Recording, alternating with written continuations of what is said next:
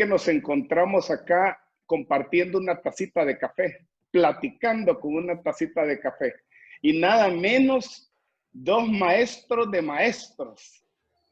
Sergio Gil, con todo su conocimiento y su trayectoria y su pasión, y Jorge Escobar, que no se le queda atrás, como que fueran primos hermanos, en el café, hermanos. A ver, ¿qué cafecito se van a tomar hoy en esta plática? Bueno, yo estoy empezando ahorita con mi tacita de Borbón. Una tacita de Borbón bastante rica, en realidad, de ahí de Apaneca. Yo una de Borbón también tengo acá, pero no les voy a decir de dónde para que no se pongan celosos los de cada zona. Mi Borbón es del Salvador. Eso sí, ¿Le eso sí. gustó la jugada? Eso sí, cabal. ¿Y George? Hola, buenos días. Buenos días, Ernesto. Buenos días, doctorazo. Buenos días, Gusto de Jorge. saludarlo. Pues mire, yo aquí a preparar mi cafecito. Este es un Borbón salvadoreño. Borbón salvadoreño. Pues solo para mostrarle, pues, aquí compartirlo con ustedes. Este es un método de infusión directa, se llama la French Press. Y pues es sencillo el método, pero se prepara un excelente café. Hoy vamos a tomar este Borbón tipo Red Honey. Es un Borbón Honey rojo. Es un tipo de proceso, mucho cuerpo, mucha dulzura, sabor a fruta, delicioso. Es sencillo el método. Lo que es, le coloco agua hirviendo, ¿verdad? Acá es una infusión directa. Como verás, y nosotros queriéndolo apantallar, Sergio. Sí, sí. Qué gracioso, Jorge. Sí. Bueno, veámoslo, ni modo. Luego le coloco, este es el pistón, parte de del equipo o el método de preparación. Lo sumerjo.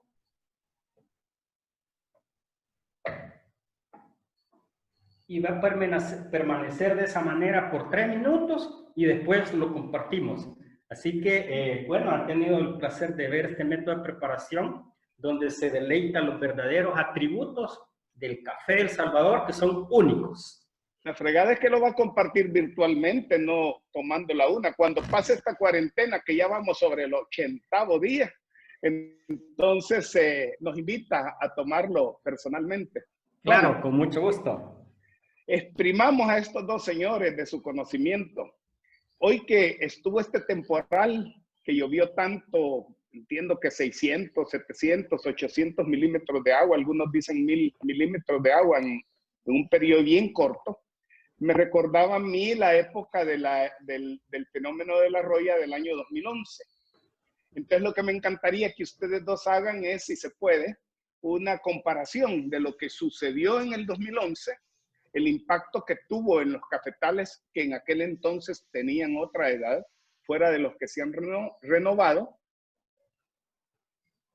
y qué impacto tuvo en todo sentido, en la planta, en la producción, en la calidad, en los rendimientos, Jorge. Así es que, Sergio, si quieren, nos da una idea de lo que sucedió en el 2011 para que luego nos metamos al fenómeno que acabamos de vivir y que después, al final de esta media hora sabrosa, ustedes le den su recomendación a los productores para que tengan una idea de qué pueden hacer.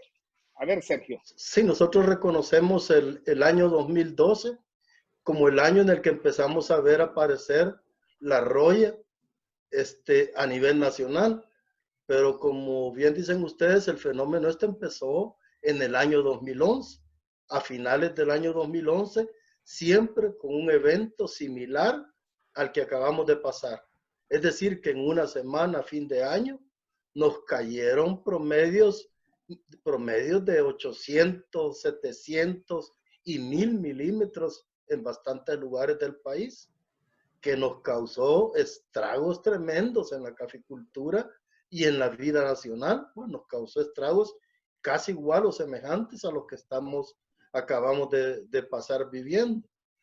¿Cuál es en realidad lo que vino a hacer esto un poco más grave? más grave, de tal forma que todavía continuamos hablando de la roya y continuamos hablando de sus estragos, porque básicamente las temperaturas eran más calientes para aquella época con respecto a lo que está pasando ahorita. Teníamos temperaturas más calurosas. Esas temperaturas bien calurosas nos duraron, todavía siguen, porque eso ya no se va a cambiar, pero en esos años fueron bien drásticas porque venían acompañados de formas de lluvia que estaban mezclados, canículas bien secas, canículas bien marcadas de sequía en medio de los inviernos. Todas estas alternancias de lluvia, alternancias de calor, alternancias de mal clima, por así decirlo, para nuestros cafetales, empezó a hacer que la roya empezara en los bajillos, como siempre estábamos acostumbrados, fue pasando a la media altura, y cuando nosotros venimos a ver, todas las estrictas alturas estaban también llenas con roya. Nuestro país se llenó. Entonces, eso viene el problema de tres cosas principales. Las variedades que teníamos, que son susceptibles, que no estoy diciendo y no acepto mucho, que por eso son malas, no son las mejores variedades las que tenemos, ¿verdad? El clima que cambió drásticamente y que todavía nosotros no le ponemos atención a eso. Y por último, el poco trabajo que venimos haciendo casi desde el año 2000. Desde el año 2000 hemos bajado la guardia en cuanto al trabajo del cafetal. Poco comida, poco trabajo. Entonces los cafetos, por así decirlo, no están sanos. No son cafetos sanos los que tenemos. Y es igual a lo que nos pasa a nosotros en este caso con la epidemia. Un pueblo malnutrido es un pueblo susceptible. La roya nos hizo eso. Entonces, eso pasó y nos duró hasta 6 años. No es que nos haya durado solo el 2002. Por eso son los grandes estragos que nos causó esta enfermedad.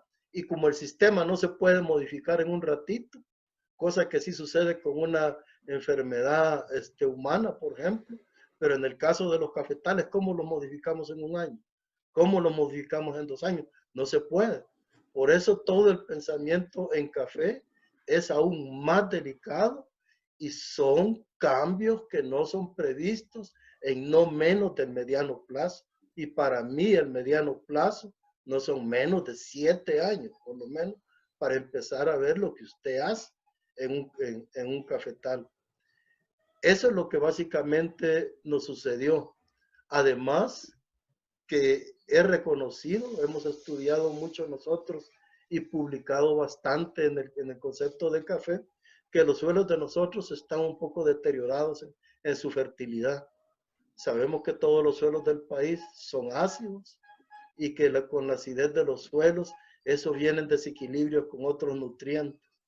Entonces eso viene a complicar un poquito más el sistema que nosotros tenemos. Entonces, eso es básicamente los puntos en realidad que yo pienso que en el 2011 y aún hasta la fecha están vigentes, ¿verdad?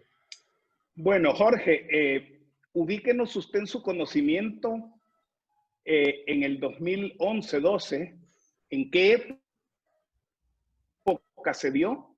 ¿Cuál fue la duración? ¿Cuántos días llovió más o menos? ¿Qué cantidad de lluvia cayó? Y denos una idea de qué es lo que sucede, no sé si la palabra correcta es fisiológicamente en la planta, pero que nos dé una idea de qué es lo que a la planta le sucede con esa cantidad de agua y luego haga una pequeña comparación con este año, como para ver si los fenómenos se parecen, son iguales o son diferentes, para luego ver con Sergio ventajas y desventajas de lo que nos ha sucedido. ¿Cómo no? De acuerdo.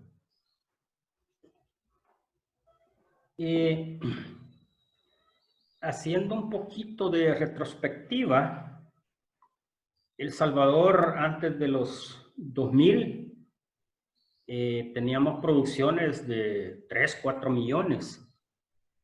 Y del 2000 en adelante ha venido descendiendo. A tal grado como abonando a lo que dice el doctor Sergio Gil, que muy bien lo explica, hemos tenido ya 7 años o 7 cosechas que no superamos el millón. Podríamos hablar de un común denominador de 750,000 quintales oro. Y eso es lo que hemos tenido en el lapso de 7 cosechas, por razones que tenemos que investigarlas. Hemos tenido tormentas, hemos tenido sequías, bueno, hasta granizo nos ha caído. Para el caso particular del 2011, que durante 15 días, creo que se llamó la tormenta 12E, en donde en 15, 20 días nos cayeron 2,000 milímetros de lluvia, en donde ese año se acumularon casi los 6,000 milímetros de precipitación, en donde ahí marca como el punto de partida para la decadencia del café a nivel, a causa del clima y muchos factores y otros factores, ¿verdad? Afecta la parte fisiológica de la planta. Pero lo que se dio particularmente en ese momento, la planta ya estaba en cosecha, aún teníamos cultivos de bajillo, media altura. En esos momentos había ya una maduración muy importante en esas áreas, no en la estricta altura, ¿verdad? Pero se empezó a caer. El café en su madurez se rajó, se cayó y hubo una gran pérdida. Pérdida en rendimientos y obviamente calidad. Entonces, a partir de ahí, del 2012, empieza la decaída, porque como lo decía anteriormente, hemos tenido los problemas de lluvia, sequía, hasta granizo, ¿verdad? Pero jamás habíamos visto rendimientos de 5,90, o sea, 590 libras por un oro. Yo tengo, según mi mente y algunos registros, de que antes hablábamos de rendimientos de 5, cuando teníamos 5,20 era preocupación, ¿verdad? Pero últimamente tenemos rendimiento de 5,40, 5,50. Entonces ahí viene el gran problema, doctor Ernesto, de que el cambio climático ha venido a afectar la parte fisiológica de la planta. ¿Qué sucedió? En aquel entonces hubo una defoliación, ¿verdad? Y empezamos a ver grano pequeño. Algo que yo me recuerdo y lo recalqué muchísimo en las cataciones con muchos colegas, fue de que empezó a verse una disminución en el nivel de acidez, en el nivel de dulzura y cierta asperosidad en la taza, que no era ese el sabor único y particular del café de El Salvador, y era por la afectación, por la defoliación a causa de la roya, ¿verdad? Entonces, eso fue lo más marcado en aquel entonces, y que allí fue el punto de partida para la decadencia del cultivo del café acá en nuestro país. Eso pues es lo que yo podría abonar a lo que dijo el doctor, ¿verdad? Y que fue algo muy crítico. Mire, Sergio, y para entender, así los que no tenemos el conocimiento de ustedes, para entender qué es lo que realmente sucede, hoy pasémonos a este año, a lo que acaba de pasar la semana pasada, que nos cayeron en algunas zonas 400, en otras 600 milímetros, en otros más. Sí, pero en un periodo mucho más corto que el del 2011, porque entiendo que en el 2011 fue más o menos en octubre y se dio más o menos en 15 días, pero fue una gran cantidad de agua. Pero en este caso tenemos bastante agua en 3 días. Entonces, gracias a Dios, era junio, la cosecha todavía no está desarrollada, pero ¿qué es lo que le sucede si nosotros pudiéramos ver debajo del suelo y ver las raíces de los árboles y ver esa cantidad de agua absorbida en el suelo? ¿Qué es lo que le pasa a la planta? ¿Cómo es que reacciona posteriormente cuando ya el sol sale? En el 2011 en realidad sí nos cayeron ese promedio de lluvia, fue a finales de año y fue en un periodo de 8 días, más o menos similar a lo que nosotros estamos pasando hoy. La diferencia es que allá fue a fin de año y hoy lo estamos teniendo más o menos a mediados de año. Las cantidades abundantes de agua en periodos bastante cortos, en realidad tienen dos efectos bastante fuertes sobre la planta. Primero, que como estos son periodos de falta de luminosidad, de falta de luz, entonces eso obliga a que las plantas se resguarden, es decir, la planta se pone a dormir automáticamente porque no tiene no tiene el efecto, no tiene la motivación, por así decirlo, de la luz solar, que es la que lo hace trabajar a ella. Entonces ella se siente un poco dormida desde el punto de vista aéreo, es decir, se retiene en su trabajo. Si a eso le sumamos que nosotros normalmente la mayoría de suelos que tenemos son de tipo arcilloso, que normalmente tienden a retener grandes cantidades de agua por bastante tiempo, entonces eso significa que el suelo se viene anegando. Todo el oxígeno que está en el suelo se va perdiendo, se va perdiendo. Es como que nosotros agarremos un cafeto y lo pongamos en una pila solo con agua. Es lo mismo. Eso es lo que pasa. En esas circunstancias, la planta arriba no está trabajando. La planta arriba no tiene luminosidad solar. La planta arriba no tiene ningún activador, es la palabra. Ningún activador que la haga que ella empiece a generar para poder trabajar. Y le sumamos a eso que las raíces de ella están ahogadas, por así decirlo. No tienen cómo respirar, no tienen cómo tomar nutrientes. Y si esos periodos se van prolongando, es decir, si esta humedad permanece más tiempo después de que pasa esto, las raicillas empiezan a podrir. Entonces empieza a existir una pérdida de raíces absorbentes más que de raíces secundarias. Cuando las raíces son bastante profundas, las primarias y las secundarias sí a veces tienden a podrirse. Entonces es una planta que está básicamente dormida. Es una planta que no está trabajando y que está en condiciones adversas para su vida. Y como está en condiciones adversas para su vida, ella entonces lo que va a hacer es detener todititas sus actividades. ¿Qué pasa entonces cuando se va toda la lluvia? Cuando se va toda la lluvia, ella empieza a recibir sol, ¿verdad? Pero como detuvo su crecimiento, detuvo su actividad, entonces ella creó bastantes mecanismos de defensa para no morirse. Y un mecanismo de defensa que ella tiene para eso es botar hojas. Entonces ella empieza a botar sus hojas, porque sabe que es la forma de vida de ella, volver a regenerarse, volver a vivir. Entonces por eso es que nosotros vamos a ver un poquito la caída de hojas, ¿verdad? En el suelo ya no va a poder absorber la cantidad de aguas y nutrientes que tiene en el momento. Hay que esperar que se seque un poco el suelo para que ella empiece a trabajar. ¿Qué es lo favorable que le veo yo a, bueno, otro aspecto también negativo que sufrimos hoy, que lo comentábamos antes también nosotros, es en realidad que los suelos de nosotros son un poco desequilibrados. Nutricionalmente no son suelos balanceados, aunque son suelos muy lindos los que tenemos. Son suelos bastante jóvenes en realidad, pero con todo esto, la erosión superficial del suelo por la escorrentía de la lluvia no deja de lavar una gran cantidad de nutrientes que están a disposición gratuitamente para el café.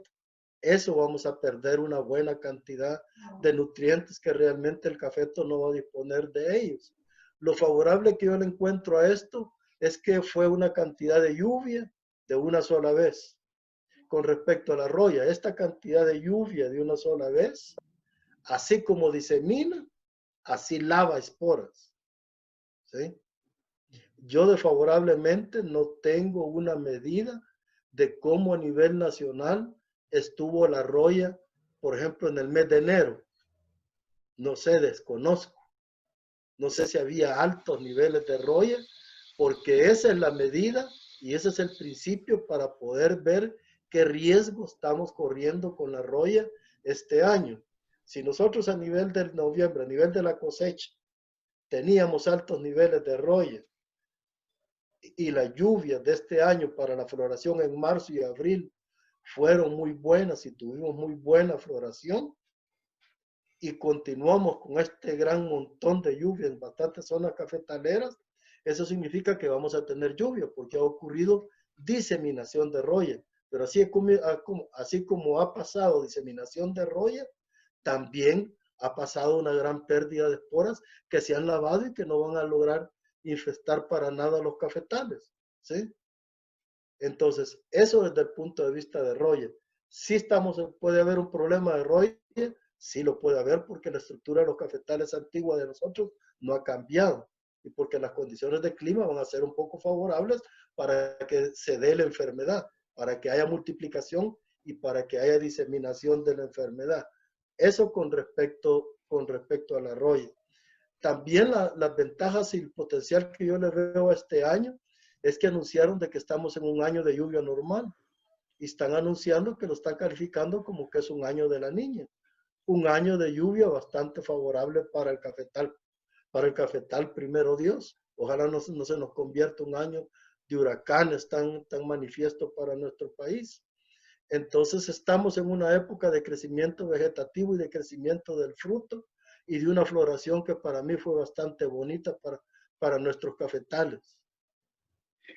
Va, entonces, a ver si le entiendo, Sergio. Usted está haciendo un enfoque en el sentido de ver las partes negativas que ha tenido el evento que acabamos de tener la semana pasada, pero le ve aspectos positivos. Claro, como que es sí. el desarrollo de material nuevo vegetativo que vamos a tener a consecuencia de las mismas lluvias, o sea que tiene su lado positivo. Pero estamos pensando en función de la siguiente cosecha, ¿verdad? Porque la planta va a crecer, va a tener crecimiento nuevo y se va a desarrollar. Sí. Ahora, Jorge, trabajando más en el área de catación, y me imagino que a usted le preocuparía saber en qué situación va a quedar la cosecha que ya está en la mata. Entonces, pensando en la cosecha que ya está en la mata y no en el crecimiento futuro, que ya muy bien lo explicó Sergio, que va a ser algo positivo, de seguir lloviendo como estamos, ¿verdad? En el sentido que haya un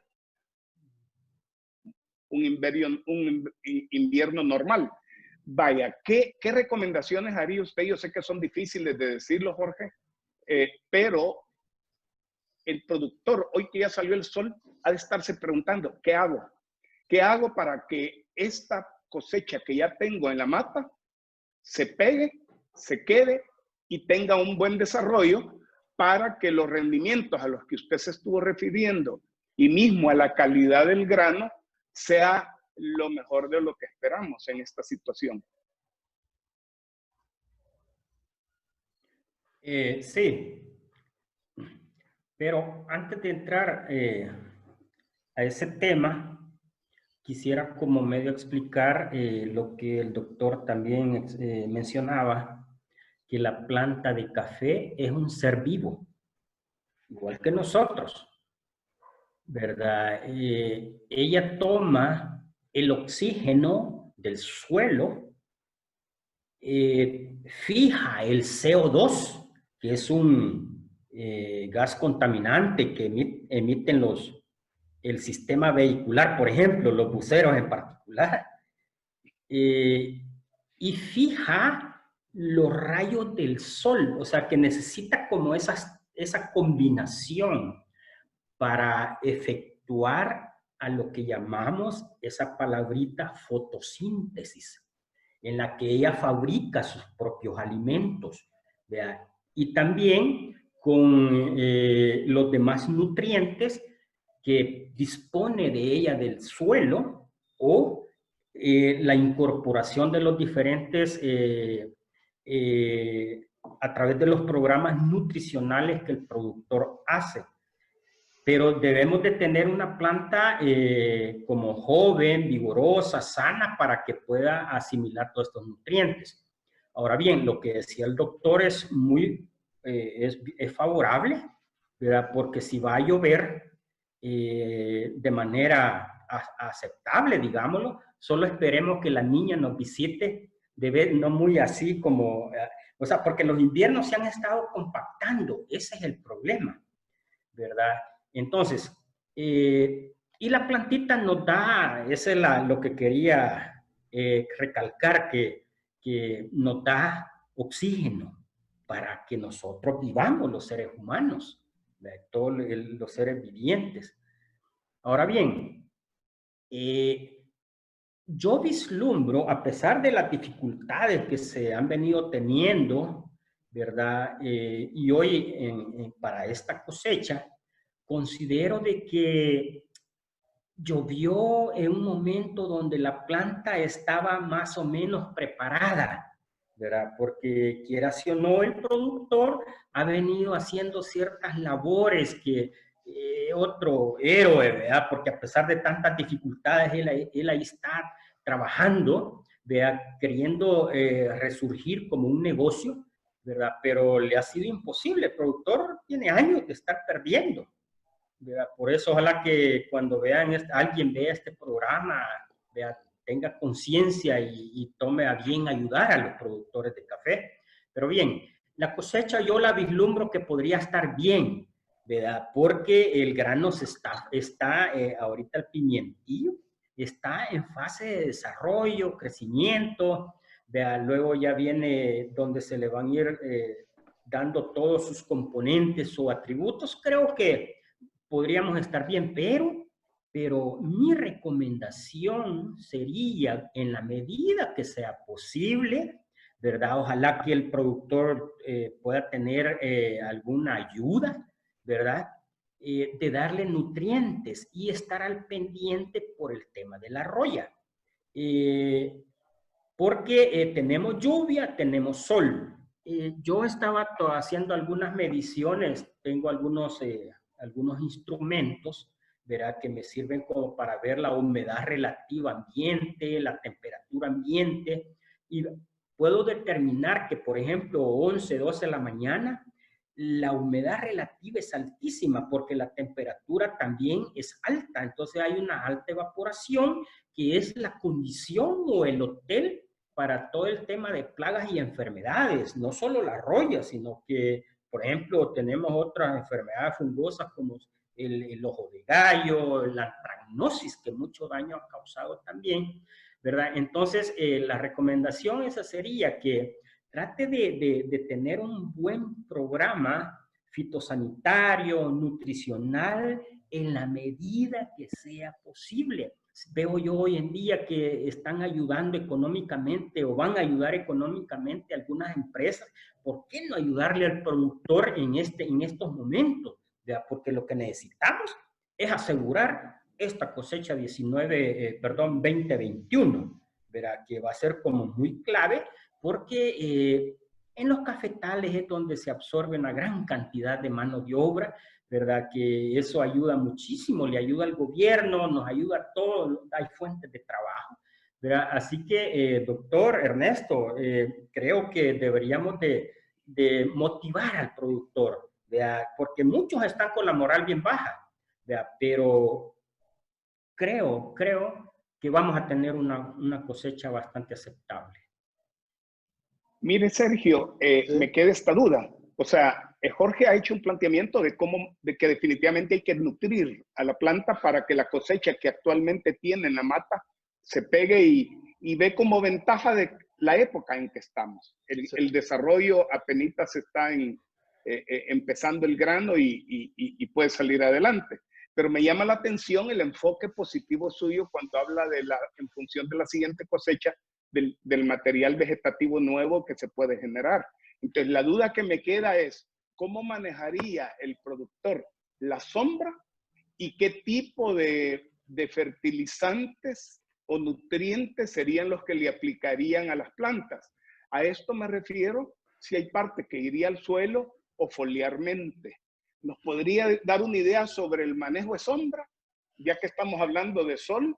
Y sobre qué tipo de nutrición sería la ideal en el corto plazo proveerle a la plantita. hablaríamos en general. Yo pienso que es bien difícil dar especificaciones en el momento porque cada finca tiene sus propias condiciones actualmente y entonces, pero sí, yo creo que hay 4 labores básicas que el productor puede hacer para aprovechar. Uno es la sombra, porque la sombra ahorita vamos a tener un año lluvioso, un año que debemos de poner a trabajar al cafeto para que el cafeto pueda hacer una gran cantidad de fotosíntesis y pueda tener un buen crecimiento. Repetirle que todos los trabajos que hagamos esta cosecha nos van a servir para la próxima cosecha, porque el crecimiento vegetativo de este año es el futuro de la siguiente cosecha. Si usted no tiene crecimiento vegetativo hoy, no espere cosecha para el otro año. Entonces, el manejo de la sombra nos va a servir para eso. Nos va a servir para activar el cafeto, para poner en activación que el cafeto pueda trabajar, elaborar sus nutrientes, tener buen crecimiento, tener sanidad contra roya especialmente. Nos va a servir para activarlo, nos va a servir para sacar el exceso de humedad del sistema del cafetal, nos va a servir para orear un poco el suelo. Para eso nos va a servir la sombra. Después, el productor, dependiendo de las perspectivas de cosecha que él va a tener, si él va a tener 25 quintales, si él va a tener 30 quintales, si él va a tener 45 quintales, si él va a tener 3 quintales, en función de eso, debe de elegir cuál es el programa de nutrición que él le va a aplicar a su cafetal. Por ejemplo, si él tiene buenas perspectivas de cosecha, tiene que ser una nutrición más que excelente, porque él va a tener una buena rentabilidad de esa práctica. Si él aún ve su cafetal un poco desnutrido, pero él le ve perspectivas de que puede hacerlo crecer este año y aprovechar la cosecha del otro año, pues tiene que invertir sobre ese pensamiento. Porque si uno dice, bueno, este cafetal no sirve hoy, entonces no va a servir el otro año. Y el otro año llega uno y dice, hoy no va a servir este cafetal, no sirve, y así hemos venido. Nunca sirve, nunca tengo. Lo otro es que usted sabe que cuando nosotros abrimos la sombra, es para darle de comer a los cafetos. No es para tenerlos bajo sombra dormidos, para que trabaje y para que incrementar un poco su producción, su nivel o su potencial de cosecha. Cuando nosotros abrimos la sombra, cuando nosotros damos de comer, aparecen las malezas. ¿Sí?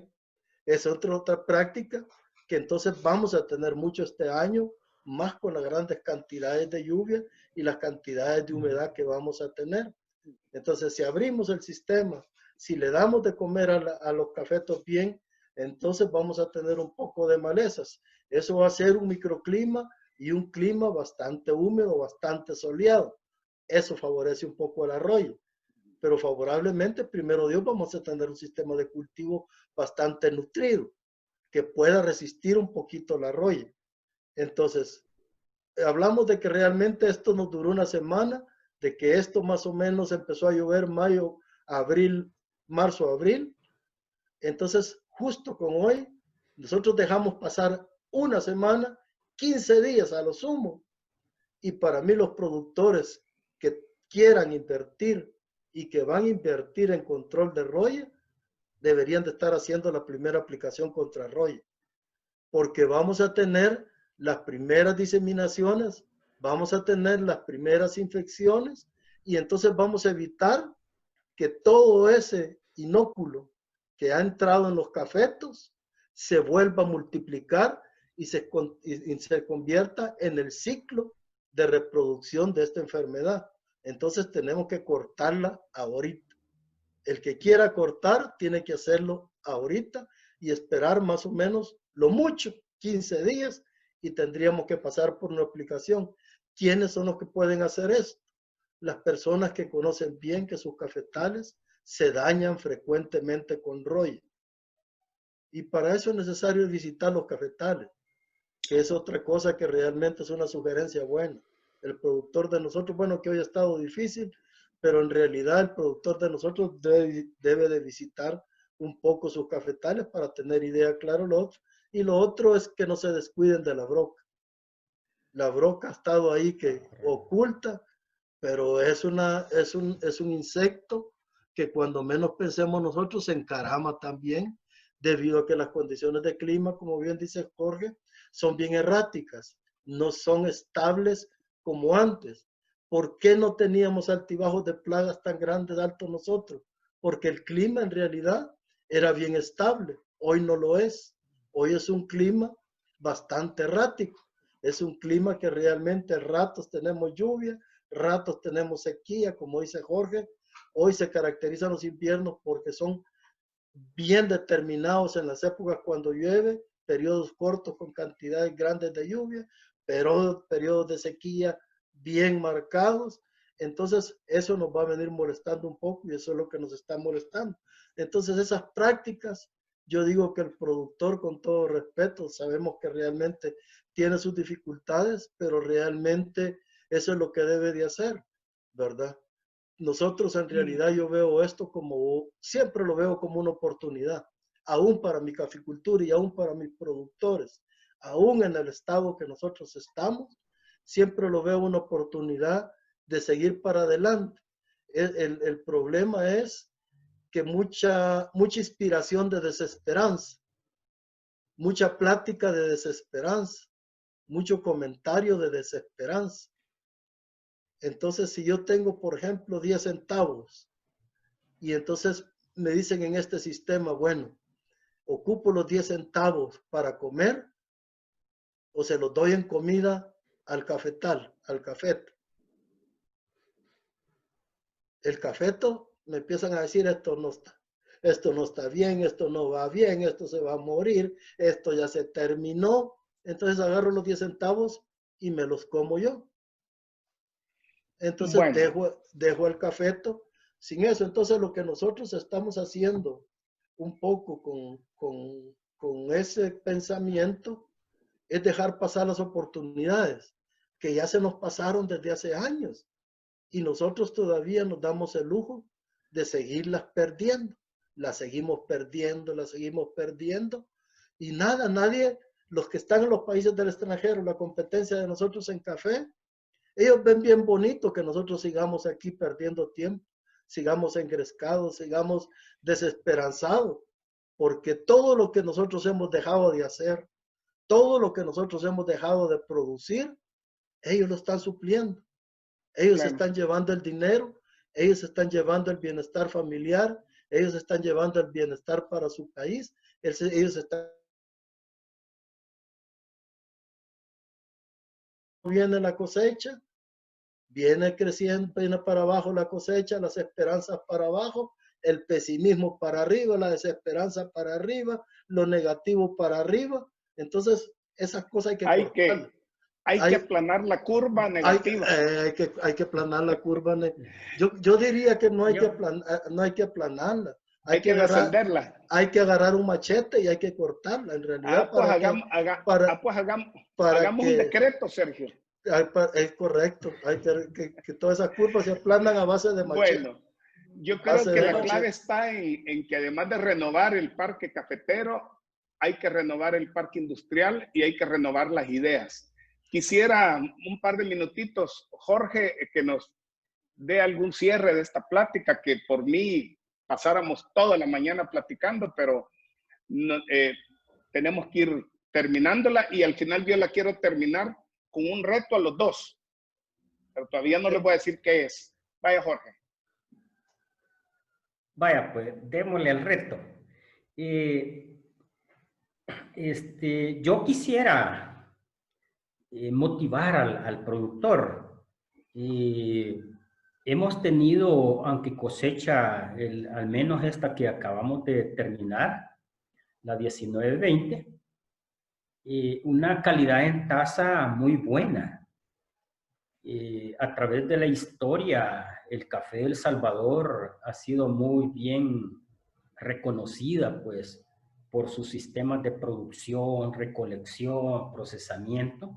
Claro, hay cosas que hay que mejorar, hay en ciertos aspectos que hay que inclusive innovar, Pero yo me siento muy orgulloso del café del Salvador, cuando escucho a compradores, es que yo quiero café El Salvador. Y sabemos por sus características muy particulares que son el tema de la dulzura. Verá que ahí donde viene a hacer un efecto el tema de la sombra, árboles de sombra.